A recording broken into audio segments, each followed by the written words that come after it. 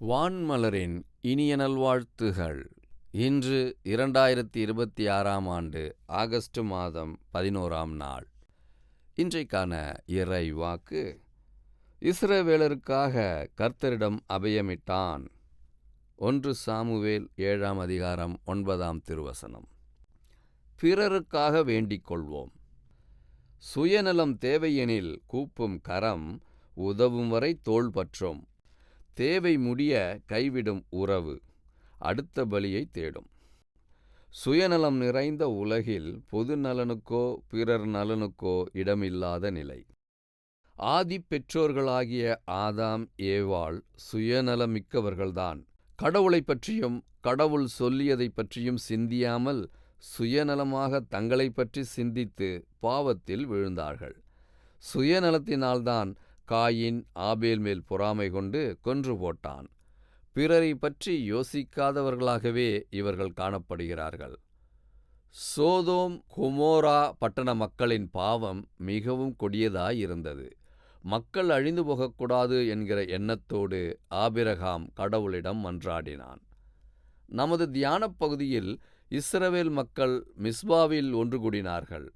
தண்ணீர் மொண்டு கர்த்தருடைய சன்னதியில் ஊற்றி உபவாசம் பண்ணினார்கள்.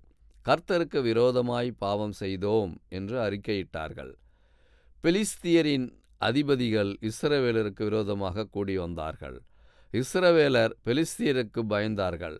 இஸ்ரவேலர் சாமுவேலிடம், பெலிஸ்தியர் கைக்கு எங்களை நீங்களாக்கி ரட்சிக்கும்படி கடவுளிடம் விடாமல் அபயமிட்டு கொண்டிரோம் என்று கேட்டார்கள். சாமுவேல் பால் குடிக்கிற ஒரு ஆட்டுக்குட்டியை பிடித்தார். கர்த்தருக்கு சர்வாங்க தகனப்பலியை செலுத்தினார். இஸ்ரவேலருக்காக கர்த்தரிடம் அபயமிட்டார். கர்த்தர் அவனுக்கு செவிசாய்த்தார். யுத்தம் பண்ண பெலிஸ்தியர் கிட்டி சேர்ந்தார்கள். கர்த்தர் பெரிய இடி முழக்கத்தை பெலிஸ்தியர் மேல் வரச் செய்து கலங்கடித்தார். இஸ்ரவேலுக்கு முன்பாக விழுந்தார்கள். பிடிக்கத் தொடர்ந்து சென்று முறியடித்தார்கள்.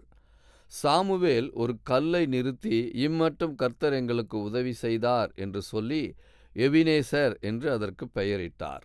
சாமுவேல் உயிரோடு இருக்கும் காலமெல்லாம் இஸ்ரவேலரை நியாயம் விசாரித்தார். பிறருக்காக வேண்டிக் கொள்ளும்போது கடவுள் நம்மை உயர்ந்த நிலையில் எப்பொழுதும் வைப்பார். ஜெபிப்போம். தூய கடவுளே, எப்பொழுதும் பிறருக்காக வேண்டிக் கொள்ளக்கூடிய உள்ளத்தை எமக்குத் தாரும். இயேசுவின் வழியே பிதாவே, ஆமேன். இன்றைக்கான கேள்வி: எப்போது கடவுள் நம்மை உயர்ந்த நிலையில் வைப்பார்? எப்போது கடவுள் நம்மை உயர்ந்த நிலையில் வைப்பார்? கேள்விக்கான பதிலை கீழ்க்கண்ட எண்ணுக்கு SMS அல்லது வாட்ஸ்அப்பில் அனுப்பவும். 9841809796.